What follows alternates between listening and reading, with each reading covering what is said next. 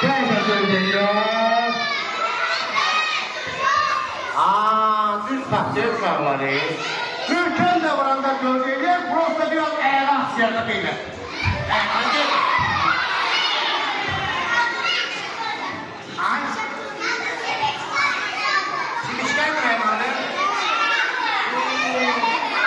Sen nedir yani? Benim adım Aylin. Aylin. Ben senin çaylık desem boşuna gelir. Aylin. Zehra. Zehra. Görürsen ne güzel var. Peki.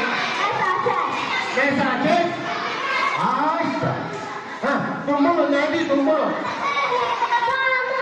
Bağlı. Ne yere bildim dumbulu. Gel. Uşağlar. Bir oyunumuz. Siz heykel görmüşsünüz. Şimdi ne heykelin görmüşsünüz? Bir görmüş, özünüz evde heykel rolunda olmuş.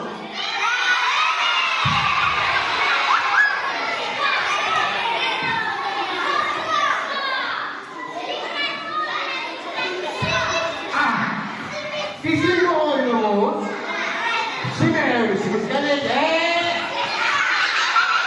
Heykel oyunu anlar. Denelim. Dikkatli olan, biraz sakin olan. Yerinizde kalkasıyla ayağa. Hele aylaşın.